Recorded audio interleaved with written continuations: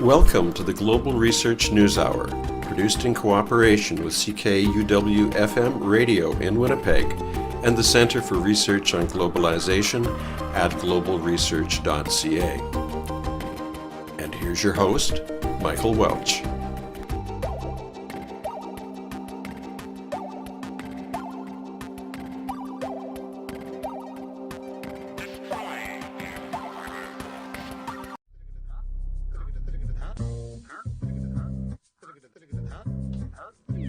Are Americans being misled about the bounty of unconventional oil and gas in the United States? Could a financial bubble stemming from overestimates of America's hydrocarbon fuel capacity burst during the Trump presidency? Who are the different factions at war within the American deep state? Where does peak oil and gas fit in with the presidency of Donald Trump? How is the deep state civil war likely to play out for the president? On this week's Global Research News Hour, we mark the one-year anniversary of the inauguration of America's 45th president by examining some of the factors which permitted and possibly facilitated his election and what they bode for the future. We'll hear from J. David Hughes, fellow with the Post-Carbon Institute and author of 2 reports on the precarious future for U.S.-based hydrocarbon production. Then we'll hear from past guest Mark Robinowitz, who will revisit some of his comments about the Trump presidency and why he was allowed to attain the highest office in the land. On this week's program, Anniversary of the Trump Presidency, Part 1, Peak Oil and the Deep State. Bringing you the analysis beyond the media headlines, the Global Research News Hour is on the air. Welcome to the Global Research News Hour for the week of January 19th, 2018. I'm series host and producer Michael Welch. The Global Research News Hour is a special radio collaboration between the Center for Research on Globalization and campus community radio station CKUW 95.9 FM in Winnipeg on occupied Anishinaabe territory in the homeland of the Métis Nation. We seek to provide you with access to analysis of the major issues shaping our world today from thinkers, researchers, and unique political personalities rarely addressed by major media. Our program is available from the Center's website, globalresearch.ca. We can also be heard on the Progressive Radio Network at prn.fm. We'll begin our show with News Notes, a sampling of articles from the Global Research News site.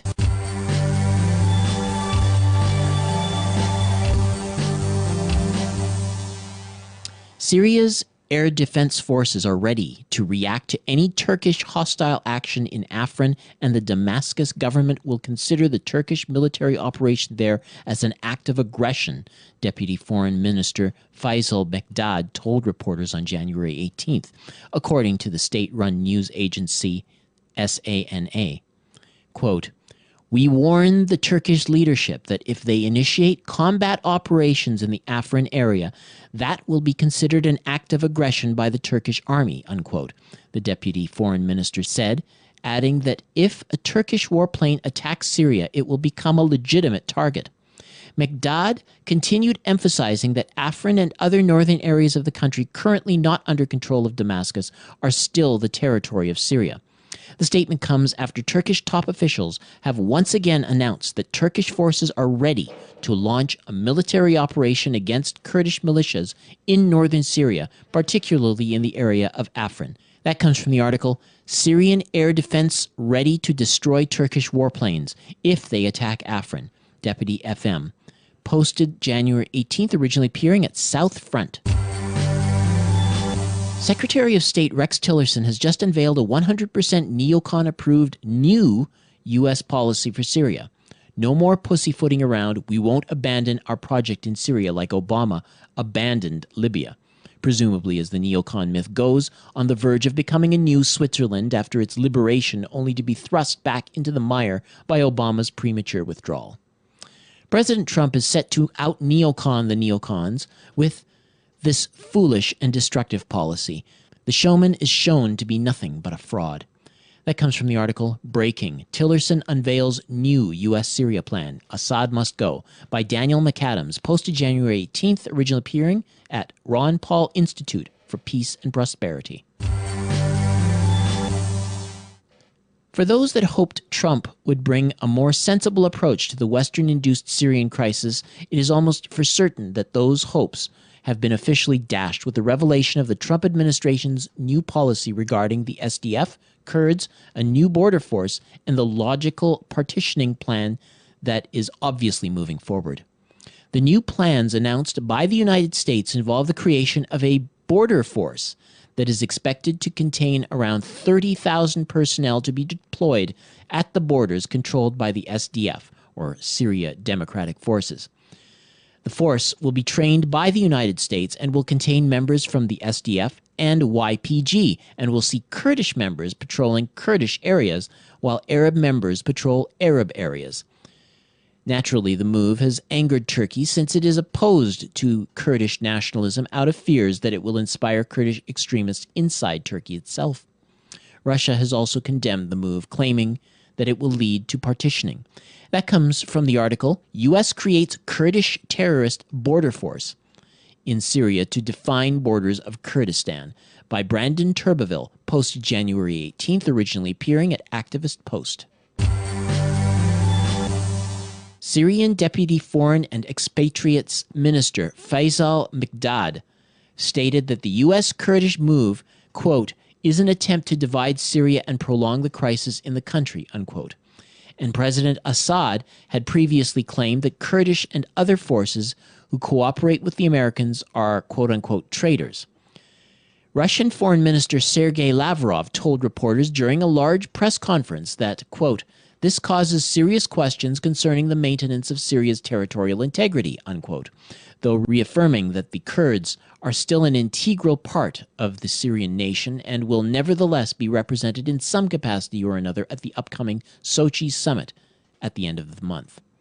The U.S. is coy about its true intentions in building up a massive force that's expected to be almost 50% larger than its own border patrol at home and deployed along the much geographically smaller area of the Turkish border and the so-called deconfliction line with the Syrian Arab army in the Euphrates River Valley. But some observers are seriously concerned that Washington is trying to transform his anti-terrorist militia into a competent anti-state conventional fighting force, pointing to the large amount of weapons and equipment that they've received over the past couple of years. Most alarmingly, however, and in a move that could have confirmed these suspicions, reports have recently piled in that the U.S. secretly gave man-pad anti-air missiles to the Kurds, which, if true, would prove that they're indeed capable of becoming an anti-state threat, whether to the Syrians, the Turks, or possibly even the Russians. The Kurdish issue thus risks becoming the first post-Daesh crisis in Syria for this very reason, made all the more urgently important because of Turkey's threats to eliminate the problem before it matures, and all eyes are on President Erdogan to see if he'll make a move on the northwestern region of Afrin in the 2 weeks prior to the upcoming Sochi summit and inadvertently risk subverting it, which might be exactly what the Americans are trying to tempt him into doing. That comes from the article, Syria's Kurdish-led SDF, Border Force or Terror Army, by Andrew Korybko, posted January 18th, originally appearing at Oriental Review. These are just a few of the featured articles appearing last week on the Global Research website. Regular visitors to the site are encouraged to send monetary contributions by fax, mail, or online. Just go to globalresearch.ca and click Donate on the menu bar. As of Saturday, January 20th, Donald Trump will have served as President of the United States exactly 1 year. The new president has been a controversial one. He has appointed Wall Street and military figures to his cabinet. He has pursued more militarily robust and environmentally retrograde policies, and all while being under siege from elements of America's ruling class, which incorporates figures within the country's intelligence apparatus. For this week and the next, we will be commemorating the anniversary of Trump's inauguration with interviews examining the deep politics behind the Trump presidency and the power struggle now underway, and some of the big-picture concerns which are being ignored in the midst of frenetic, contemporary political discourse. What is the economic and energy backdrop to the Trump administration? To address this point, we start off with an interview from 1 year ago. J. David Hughes is author of 2 reports from December of 2016 outlining America's energy picture and the disparities between the actual energy prospects and those promoted by the Energy Information Administration. Hughes is an earth scientist who has studied Canada's energy resources for 4 decades. He has researched, lectured, and published widely on global energy and sustainability issues. He's a board member of Physicians, Scientists, and Engineers for Health Energy and is a fellow of the Post-Carbon Institute. Your reports deal specifically with tight oil and gas as opposed to conventional production. Could you explain for our listeners what exactly are you referring to there? Well, tight oil and shale gas has really been made available by new technology, specifically horizontal drilling and high-volume hydraulic fracturing. Previously these rocks were too low permeability to produce oil, and they're in fact the source rocks. So if you look at conventional reservoirs, they're porous and highly permeable, and the oil is essentially migrated out of source rocks into those reservoirs where they were trapped. But now shale gas and tight oil have made accessing the source rocks themselves possible, and that's been a huge development. It's basically turned around what was thought to be a terminal decline in U.S. gas production in 2005 to record levels, and the same thing with tight oil. Mm-hmm. Now, could you maybe explain when it comes to the production increases and declines? Does it stand out significantly from what we've become accustomed to with conventional oil and gas production? Yes, it does. If you look at individual well declines in shale gas or tight oil, they're typically quite a bit higher than conventional. So typically, a shale gas or tight oil well may decline between 80 and 85% in terms of production in the first 3 years. If you look at the overall field decline of some of these fields, the field decline is made up of typically the decline rate of an individual well is hyperbolic. So the first 3 years are the steepest decline rates, and then it flattens out after that. And in terms of the field is made up of older wells, which are declining at a slower rate, and new wells, which are declining very quickly. So the typical field decline may be between 30 and 45% per year. So in order to maintain production in one of these plays, you have to basically replace 30 to 45% of production each year by more drilling. So you're really on a drilling treadmill in order to maintain production, let alone increase it. Mm. Now, my basically overview of the 2 reports is that the EIA is estimating much higher production in the future, and or higher production in the future than today, even though the actual production seems to have been of the major plays seem to have peaked. Is there any set of specific physical conditions, perhaps maybe unexplored or unproven reserves that could, just kind of theorizing here, that could possibly make those estimates viable? I've looked at them in detail, and in fact I published a report called Drilling Deeper back in 2014. And in that report I went through all of these major plays on a county-by-county basis. So I looked at the average productivity of wells by county. And typically what you see in these plays is, some very good counties and then a lot more, much less productive counties. So the good counties are called sweet spots. And typically they have much higher well productivities than the rest. And what's happened, we've had a price collapse, of course, in the price of oil, beginning in mid-2014, and a similar collapse in terms of the price of gas. For example, in 2008, the price of gas was over $12 per 1,000 cubic feet, and last year it was less than $2. So what those low prices resulted in is companies drilling the very best parts of the plays.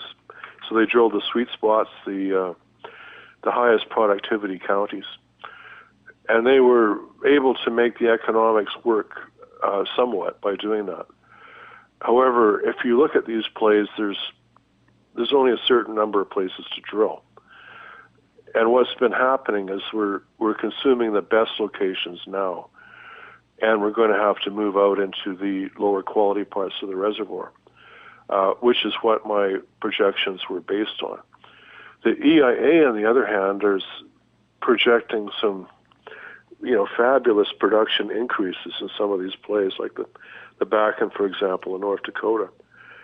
And in, from my work actually studying well productivity and geology by county, I don't really see any basis for that. Another important detail is that these annual energy outlook projections keep increasing year over year. It's so in 2014 they had a certain, there was a more modest projection to 2040. Then it seems to go up in 2015, and now you've got the most optimistic ever, although it seems to be a more gradual increase before a peak. What do you make of that increasing optimism as you go forward year by year? That's a good question. I mean, the EIA publishes assumptions for each of those annual energy outlooks, and they published the assumptions document. Even though the original report was published in April and the final release in September, they didn't publish the assumptions for those reports until December 21st. So you couldn't really tell. When I wrote those reports, I didn't have the assumptions. But the assumption for the Bakken, for example, if you look at the Bakken reservoir, there's the middle Bakken, which is a lot of the early production, and then there's the Three Forks formation, which underlies it.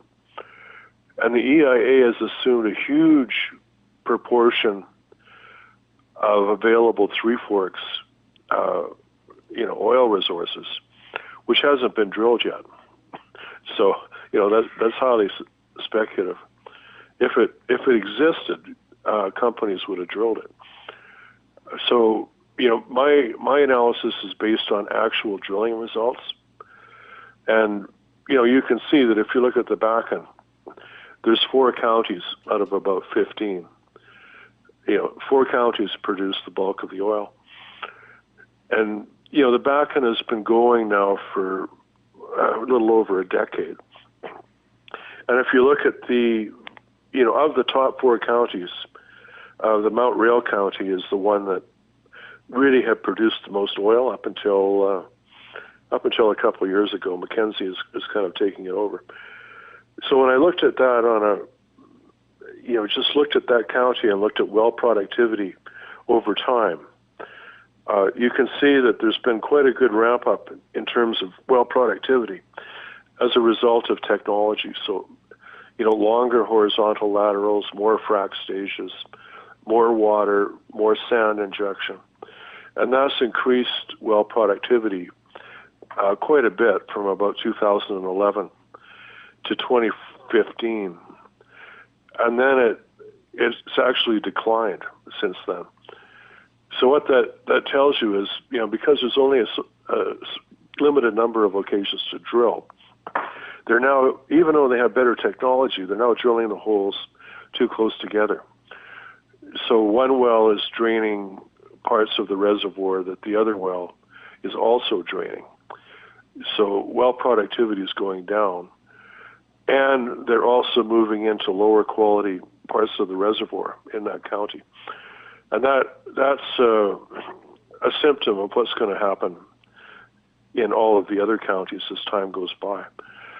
And, when I look at the EIA forecast for the Bakken, they're forecasting a sharp ramp up, to more than double what the peak was. The peak was in late 2014 in terms of the Bakken. It's now down close to 20% below peak. They're projecting that the Bakken will be close to double peak production in 2040 and, keep on producing. And, I think that's just an extremely optimistic projection, and I don't really see the well productivity data that's based on. Mm-hmm. And of course, the Bakken alone represents 1/3 of the tight oil and gas production in the United States, correct? Exactly. And if you add in the Eagle Ford in South Texas, which is another real big one. I mean, the Eagle Ford was the biggest tight oil play, but it's essentially collapsing right now. Mm-hmm. Those two are half of all U.S. tight oil production. Okay. Now, I know that you may have seen there was a story just out today as we're having this interview about how the newly elected president, Donald Trump, has just signed executive orders advancing the construction of both the Keystone XL and the Dakota Access Pipeline. I'm wondering if you've got the production rates are in decline. Is it economically viable? Never mind the ecological impacts. Is it economically viable to build these huge pipelines? Well, those pipelines are going to be transporting tar sands oil. Tar sands oil is expected to grow a certain amount, and it's a totally different beast than tight oil production, which is obtained from wells. Tar sands comes from mining, and typically a mining project, has a 30 to 40 year life at a constant production rate, so there is no decline. It also comes from in situ, basically steaming the oil out of the rocks, heating the rocks up so that you lower the viscosity and you recover bitumen. So, those projects are also, typically 30-year life at a fairly constant production level. So they're quite different than tight oil in the U.S. A lot of capital investment up front, but they last for a long time. Keystone XL will really expedite transportation of tar sands oil to the U.S. Gulf Coast, which is one of the largest refinery complexes on the planet, capable of optimally refining heavy oil. So, I don't think that those pipelines will be used if they're built. A key question is around if they build Keystone XL, why are they building the Trans Mountain pipeline from Edmonton to Burnaby? Keystone XL and the Line 3 expansion will, in essence, take care of all tar sands production, under the Alberta emissions cap, with about a 13% surplus of pipeline-only capacity. Industry is complaining about the fact that right now some of the incremental capacity has to be moved by rail, and rail is more expensive than pipelines. But with Trump's approval of Keystone XL today, and Trudeau's approval of the Line 3 expansion, that adds 1.2 million barrels per day of export capacity. So we don't need Trans Mountain, with tankers coming into Burnaby and so forth. Well, I'm wondering now, what does that do? Does that offset the pipelines that are specifically focused on tight oil and gas production, or tight oil production, I should say?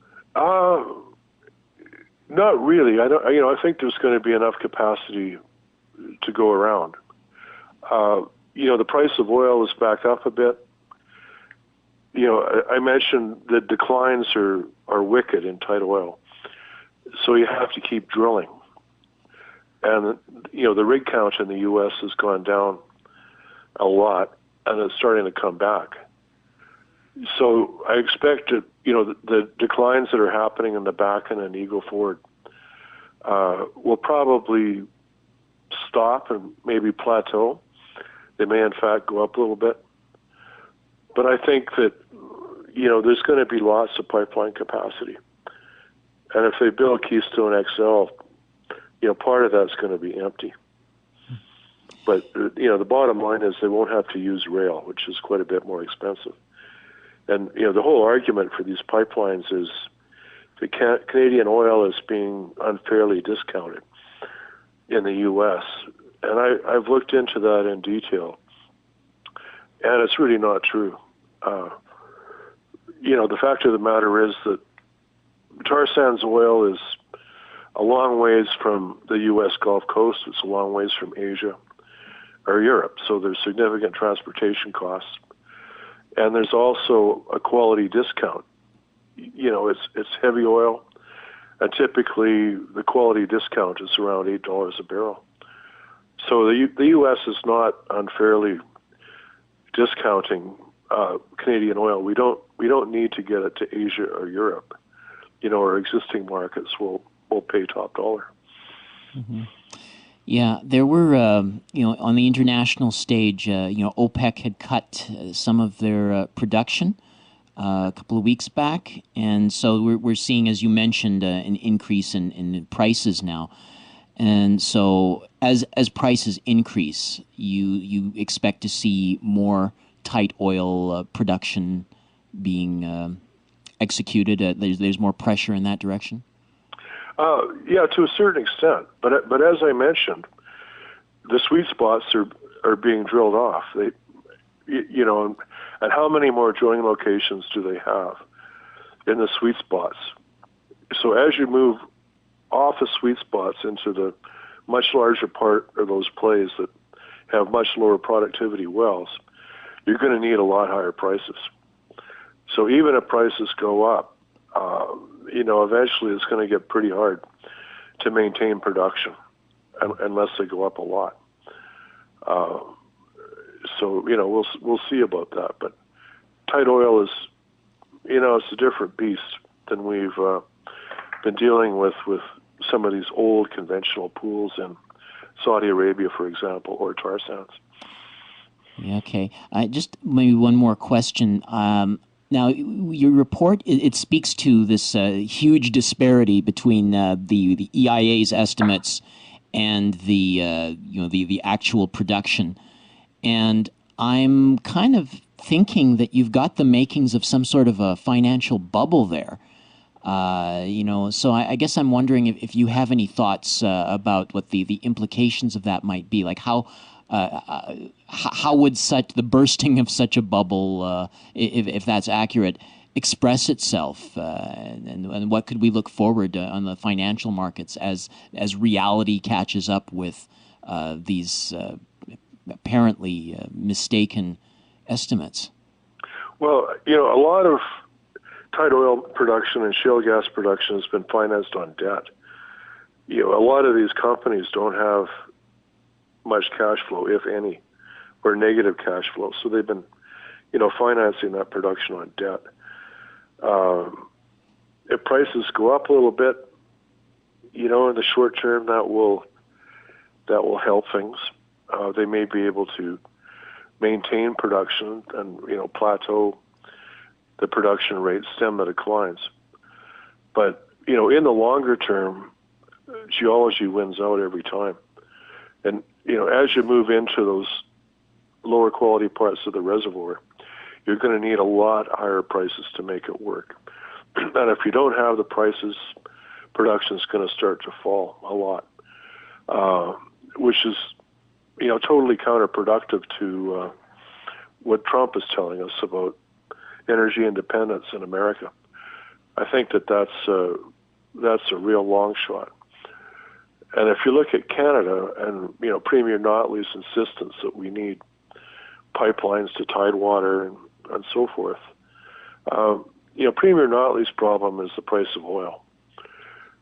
And, we're dealing with expensive oil in the tar sands and expensive oil in terms of tight oil in the U.S.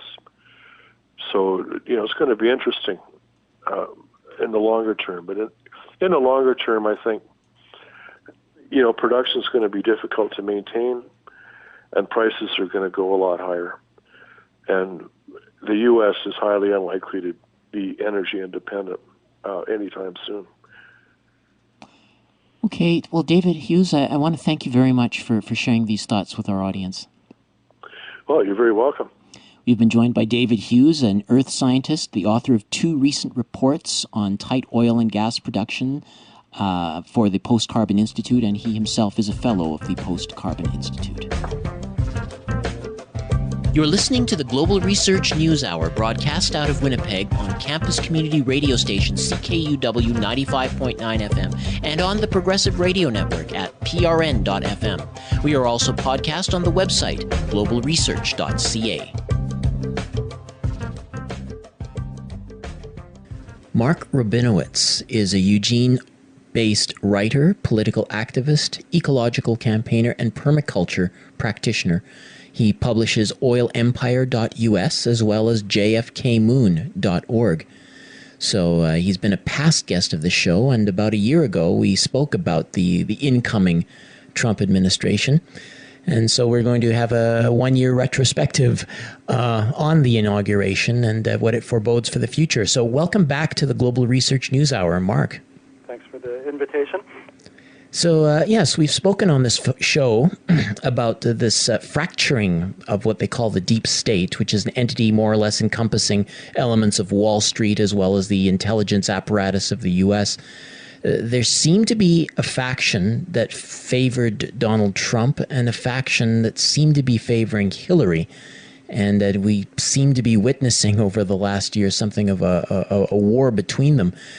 Could I get your thoughts about what we know about those dual components of the ruling elite and what distinguishes them from each other? Well, the different factions of the deep state, or as President Eisenhower called it, the military-industrial complex, have different tactical opinions over how to manage the empire. You have the Trump faction, victorious for now. It's worth remembering that former Vice President Dick Cheney endorsed Donald Trump's campaign, whereas the Bush family endorsed the Clinton campaign. And these are roughly comparable to the major factions. You have the powers that be that think that diplomacy should be used as a fig leaf for military adventurism, versus the neocons surrounded by Donald Trump. Michael Flynn was part of this, but he is gone, who think that naked aggression is a more appropriate response to global conditions. Interesting. But both agree that the U.S. should be dominant. They just have different approaches on how this should be done. Sort of like the fist in a velvet glove approach versus the baseball bat across the face approach. Exactly. Okay. Sorry? One major shift that few people seem to have predicted over the last year is the people surrounding Trump were not apparently as effective as one would expect an incoming presidential administration to be.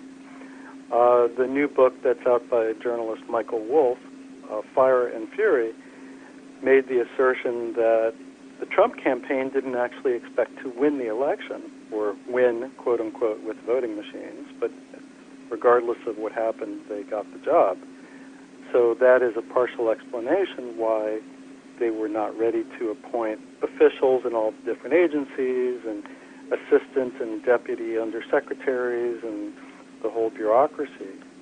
A reason that the administration has been somewhat chaotic, to put it politely. Interesting. Well, when then did Trump become the chosen one? Because he wasn't the only Republican contender. Why was there this settling around Trump? Was that kind of like a late in the campaign decision because of the Democrats' Pied Piper strategy, or I mean, was there another Republican candidate who would have been chosen? I mean, I'm just wondering when was it an 11th hour decision to hover behind Trump, or was this going back quite a distance?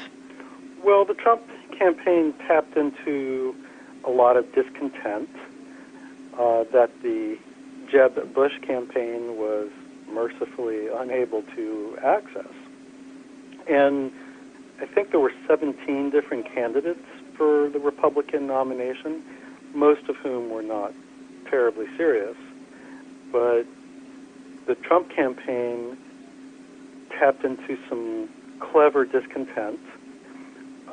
They had very good media messaging, but there was a genuine sense of alienation among a lot of the Republican base, and for good reason.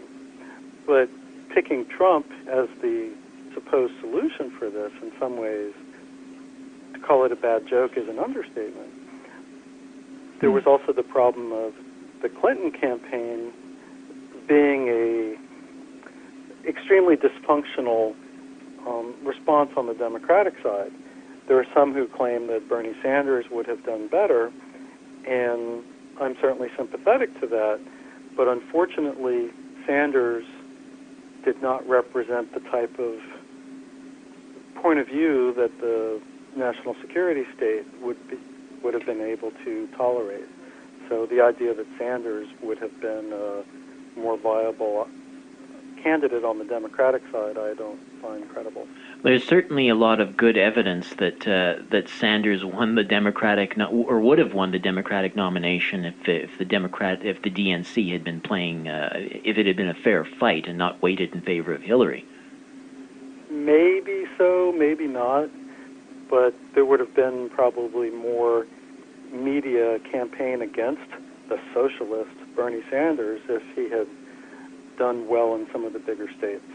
And then there were some states that perhaps the voting machines tipped the balance a couple of points. There are some who claim that happened in Massachusetts, but there are other states like California where it wasn't even close, and I'm certainly more sympathetic to Bernie Sanders than Hillary Clinton, but I don't think that either really had much of a message on the need to cut the military budget or recognize that we have reached the limits to growth on a finite planet, and therefore that changes all of our economic assumptions, including the messaging from the Sanders campaign. Could you talk a little bit more about some of the individuals who were allied with each faction? I mean, you mentioned the Dick Cheney and Trump, Cheney supporting Trump, the neocons, as it were. But I mean, Robert Kagan, the author of the Project for a New American Century, is your quintessential neocon, it seems to me, and he was backing Hillary. George Herbert Walker Bush, a Republican, was backing Hillary, and John Negroponte. So I don't know if it's. It seems a little bit. I'm a little bit unclear about some of these cleavages. The Clinton campaign was certainly technologically competent. If the Clinton campaign had been given the job of president, they would have come into office making sure that all their various appointments would have been filled by competent technocrats. The Clintons had been in the White House before, and they were not going to wonder, where the light switches were in the room. They were well placed to come into power and run as a well-oiled machine, whereas the Trump campaign really had very little idea what they were doing. Some of the neocons may have had some sympathy for some of the militarism behind the Trump campaign, but they also realized that Donald Trump is, to put it mildly, a loose cannon and not at all competent for the job, and in some ways even more dangerous due to this unfamiliarity with what he's supposed to do. and it won't surprise me if he is impeached or forced to resign under grounds of ill health or some similar excuse. But the national security state, the military-industrial complex, is not going to leave office if Trump is forced out of office or impeached if the Democrats take over the Congress at the end of this year. Where does the sort of native or primitive nationalism fit into the picture? Because it sounds like or at least the way it's generally portrayed, is the Clinton faction, or the more globalist or global neoliberal oriented, and the Trump was, a big factor for him was the criticism of trade deals like NAFTA, but along the lines of we need to make America great again, and getting rid of these trade deals would be a big panacea. Well, the globalist, nationalist are labels that obscure some deeper truths, which is, Trump has real estate deals all over the world. His Make America Great hats aren't even made in America.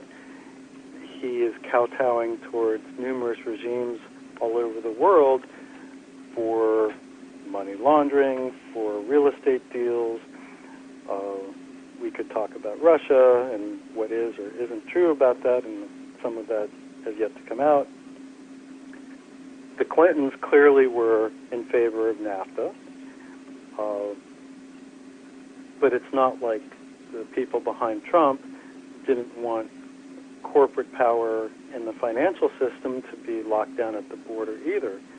It's more of a pandering to parts of the United States that suffered greatly under NAFTA, as other parts of Canada and Mexico suffered in different ways under NAFTA. So it's not that they're calling for relocalization of production, it's more using it as an excuse to scapegoat. So, yeah, you mentioned Russia, and there's this big scandal, the infamous Russiagate scandal, which, there've been plenty of, astute observers, veteran intelligence professionals for sanity, people like Bill Binney and Raymond McGovern, who have, made very strong arguments that this whole Russiagate scandal is really just a pretense for taking down Trump, and that there's no substance to it. It's kind of like a modern day version of the weapons of mass destruction style deception, which facilitated the war in Iraq. What do you make of the whole Russiagate saga, and who's behind it and why? Well, the aspect of it I find most interesting is a number of years ago when Mr. Trump was only in real estate, he burned his bridges with U.S. banks because of his bankruptcy and poor business practices. He was blacklisted for getting more loans for his real estate scams and had to reach out to Russian money interests to finance some of his deals. I suspect whatever truth there is in the Russia story with Trump will be more about that than about hacking of the voting machines from Russia. If you look at the work of Greg Palast and others who have investigated election fraud in the United States, the voting machine scandal is more likely to come from Republican hackers than from the Russians, and that is an inconvenient truth which calls into question the legitimacy of so-called American democracy, which is a reason why the Democrats and the media, which is looking for an excuse to get rid of Trump before he blows up the world, is so far been unwilling to examine. Now, you're as convinced as ever, like as maintained about a year ago when you were talking about peak blame, I think, that Trump is being installed effectively as a scapegoat to take the fall in the wake of a collapse of the economy. Is that that viewpoint hasn't changed much, or has been reinforced? Well, when you consider the functioning of the complex global industrial economy, it's ultimately rooted in the ability of physical resource flows more than digital dollars or digital euros or any other currency. Ones and zeros have their place, but it's the physical flow of stuff, and particularly of energy, that makes an economy possible. Conventional oil and gas has clearly passed its peak about a decade ago globally, and the main thing that's been holding the balance since has been what the geologists call unconventional fuels: tar sands in Canada, fracking in the United States, offshore oil and gas, which is much more energy intensive than the good stuff that was drilled decades ago. How long this can continue is a matter of some dispute among the geologists, and we'll see which ones turn out to be correct. But the bottom line is fracking delayed rationing. Fracking has probably peaked in the United States. It's barely being done anywhere else in the world, more due to geological problems than the fact that fracking is toxic and messy and expensive. And as fracking declines further, we are likely to see the arrival of permanent energy rationing. This may happen during the Trump administration. It may take longer than that. We'll see. But it's clearly on the horizon. The industry is well aware of this. And the military establishment, the smarter parts of it anyway, have been studying the potential for this for decades. If it wasn't for fracking, this would have come during the Obama administration, and he probably would have left office in disgrace rather than in relative triumph.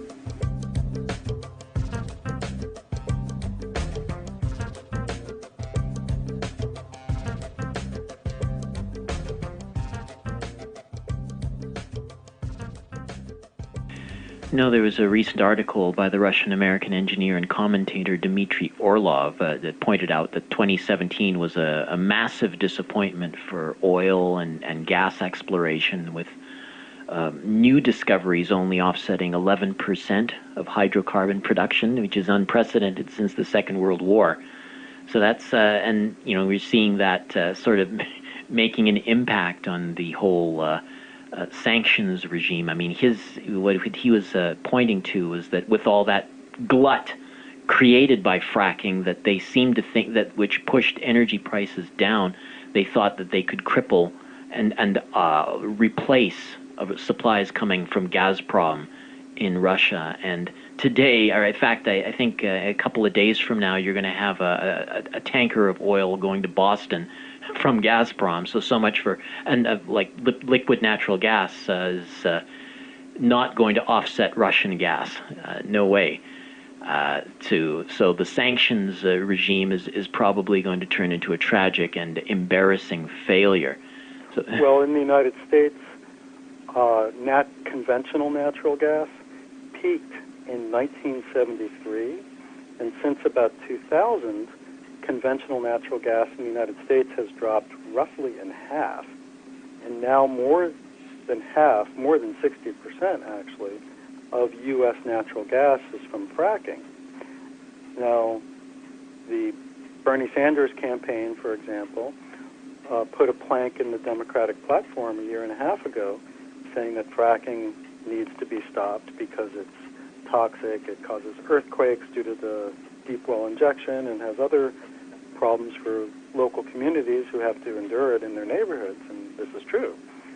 But without fracked gas, cold communities such as Boston or Vermont or Chicago, Manitoba, Ottawa, Montreal, etc., are going to have a very difficult time keeping their cities warm in the winter. I've been using solar electric panels since 1990. They're great, but they're going to have a really difficult time being used to heat cold northern cities in the wintertime. And there is almost no discussion about this in the political system, and it's a looming challenge that not only is it not being worked on technically, but there's barely any consciousness that this is a looming threat to the continuity of our society. There's no way to confront that threat in a way that's going to make certain people money.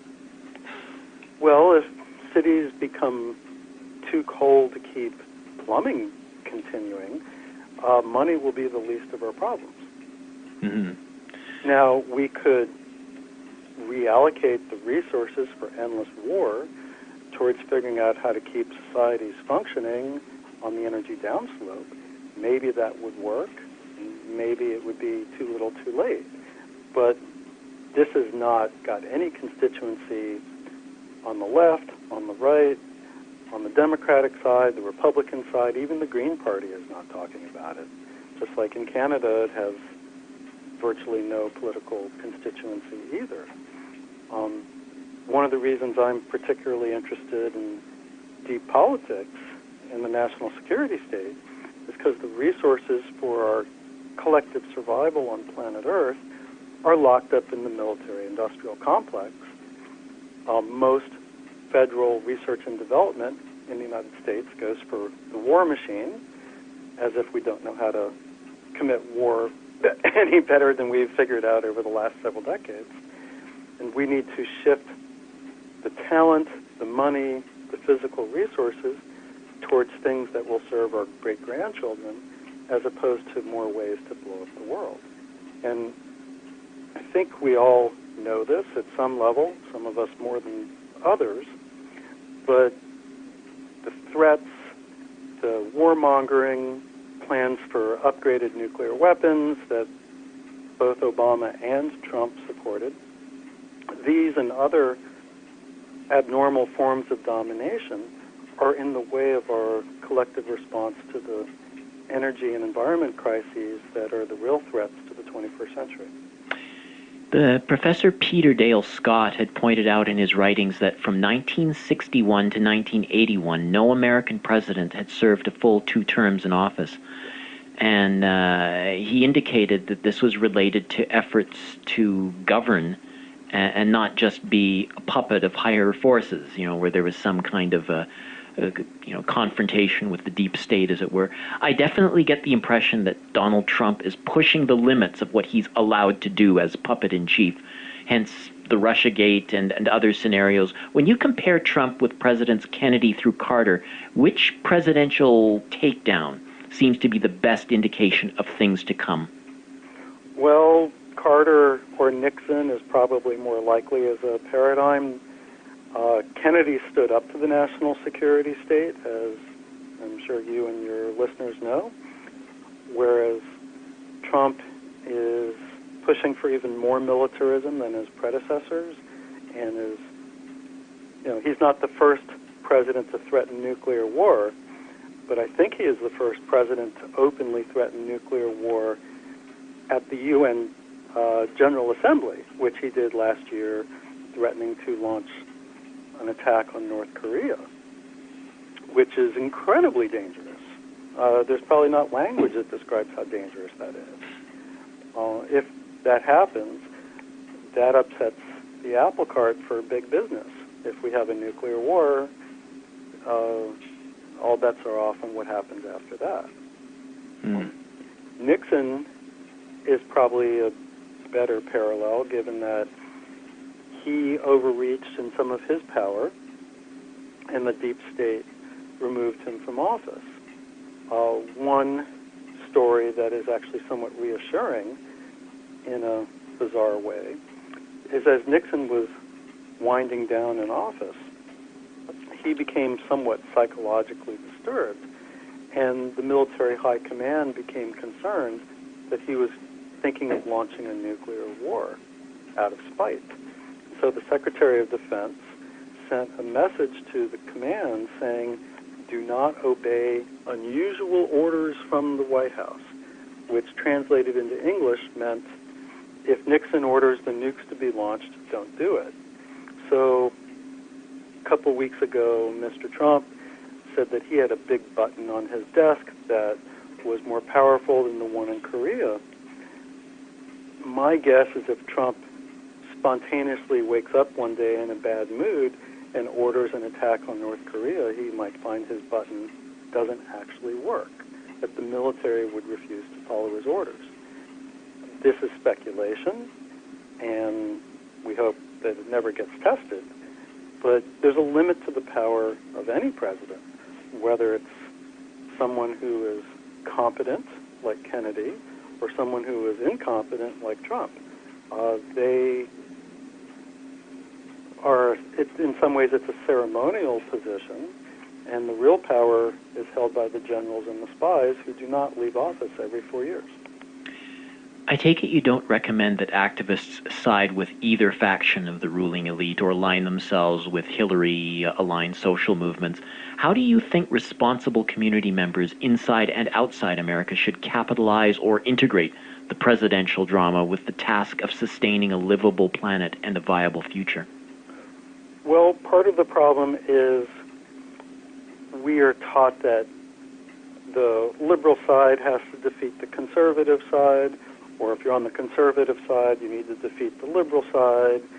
This party has to defeat that party. The whole us against the other side is part of the divide and conquer that keeps us from creating a society that has the potential to survive the challenges that we're faced with. So it's important to watch the unfolding drama of Trump versus the Democrats versus the Republicans versus this versus that. But regardless of that, we all are going to have to meet our community's needs more locally, on the neighborhood level, on the regional level.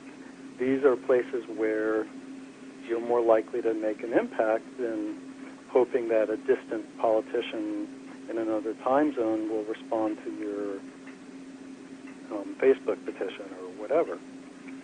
So here in Oregon, we have done a lot more of this than most states in the country, yet we grow 5% of our food. When I've been in Canada, I've been astounded to see that most of the grocery stores I've gone into have most of their food from the United States of America. The more we relocalize production, that we build community resilience, that we learn to transcend some of the philosophical differences that keep neighbors from working cooperatively together, the more resilient we will be not only against energy disruptions and climate disruptions, but we will be less subject to distant political decisions that try to control the way we live. Mark Robinowitz, I really appreciate the way you frame these big picture topics, both in this conversation and on your websites. I want to thank you very much for this check-in, and hope to have another conversation with you soon. Can I just add one final of course. thought, which is when Trump gave a speech to the UN a couple months ago calling for war against North Korea, it reminded me of Kennedy's second and final speech to the UN in 1963, where he called off the Cold War and the arms race and urged a globally cooperative trip to the moon with the Soviet Union. And I recommend your listeners to listen and read this at my website, jfkmoon.org, because that shows some of the potential that if we had good leadership and backed by a aware public, we could use our resources for endless war towards peaceful cooperation on our round, finite planet. Well said. Mark Robinowitz, thank you very much. Thanks again. That was Mark Robinowitz, Eugene-based writer, political activist, and ecological campaigner, and permaculture practitioner, publisher of, as you just heard, jfkmoon.org, and also the site oilempire.us. We'll hear more on the one-year anniversary of Trump's inauguration next week.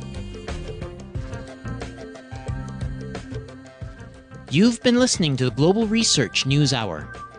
You can listen to our programs every week on CKUW 95.9 FM in Winnipeg and on partnering radio stations across Canada and the United States.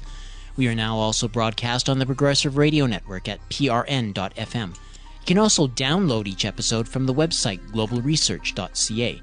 To leave feedback on this program, email globalresearchnewshour@gmail.com. I'm series host, creator, and producer Michael Welch. Join us again next week.